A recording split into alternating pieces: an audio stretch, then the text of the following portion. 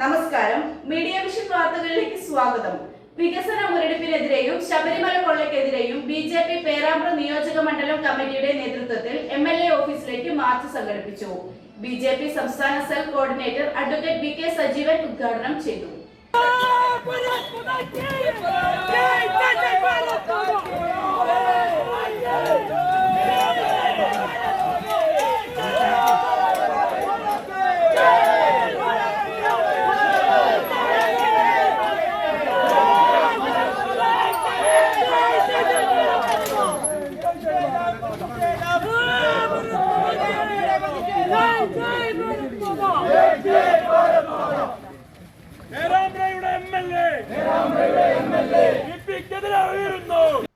പേരാമ്പ്ര നിയോജക മണ്ഡലത്തിന്റെ വികസന മുരടിപ്പിനെതിരെയും ശബരിമലയിലെ സ്വർണ്ണക്കൊള്ളയ്ക്കെതിരെയുമാണ് ബിജെപി പേരാമ്പ്ര നിയോജക മണ്ഡലം കമ്മിറ്റിയുടെ നേതൃത്വത്തിൽ പേരാമ്പ്ര എംഎൽഎ ഓഫീസിലേക്ക് മാർച്ച് സംഘടിപ്പിച്ചത്.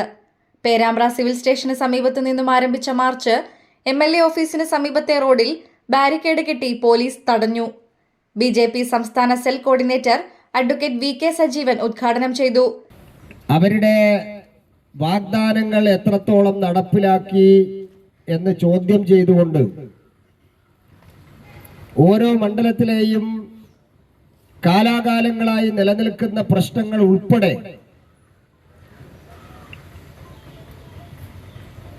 നടപ്പിലാക്കാത്ത കാര്യങ്ങളെ സംബന്ധിച്ച് ജനങ്ങളെ ബോധവൽക്കരിക്കുന്നതിന് വേണ്ടി എംഎൽഎമാർക്കെതിരായിട്ടുള്ള ഒരു സമരപരിപാടി കൂടി ആവിഷ്കരിച്ചിരിക്കുകയാണ്. ഞാൻ തുടക്കത്തിലെ പറയാൻ ആഗ്രഹിക്കുന്നു, ഇത് കേരളമെമ്പാടും ഭാരതീയ ജനതാ പാർട്ടി ജനങ്ങളുടെ മുമ്പാകെ അവതരിപ്പിച്ചുകൊണ്ട് 2026 ഈ കേരളത്തിൽ യഥാർത്ഥത്തിൽ ഇനി നടക്കാൻ വേണ്ടി പോകുന്നത് അത് UDF MLA ആയാലും LDF MLA ആയാലും തെരഞ്ഞെടുപ്പിൽ യഥാർത്ഥത്തിൽ MLA-മാർക്കെതിരെയുള്ള കുറ്റവിചാരണയായിരിക്കും വരാനിരിക്കുന്ന തെരഞ്ഞെടുപ്പിൽ നടക്കാൻ വേണ്ടി പോകുന്നത് എന്ന് സൂചിപ്പിക്കാൻ ഞാൻ ആഗ്രഹിക്കുക. തറക്കല്ലിട്ടിട്ട് ഇപ്പൊ എത്ര കൊല്ലായി? 92 കേരളാകരം തറക്കല്ലിട്ട റോഡ് അത് ഇപ്പോഴും അവിടെ കിടക്കുക. ചില വികസനങ്ങൾ നടപ്പിലാക്കുമ്പോ നമ്മുടെ പത്രമാധ്യമങ്ങൾ എഴുതിയാണ് 40 കൊല്ലത്തെ സ്വപ്നം പൂവണിഞ്ഞു. 40 കൊല്ലത്തെയും 50 കൊല്ലത്തെയും സ്വപ്നം പൂവണിയിക്കാനല്ല ഈ 21ാം നൂറ്റാണ്ടിലെ ഭരണം. ആ ഭരണത്തിന് വേഗത വർദ്ധിപ്പിക്കണം.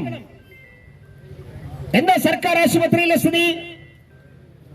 പേരാമ്പ്രയിലെ ആശുപത്രി താലൂക്ക് ആശുപത്രിയായി ഉയർത്തിയിട്ട് എന്ത് കാര്യമായി നാട്ടിലെ ജനങ്ങൾ കിട്ടിയത്?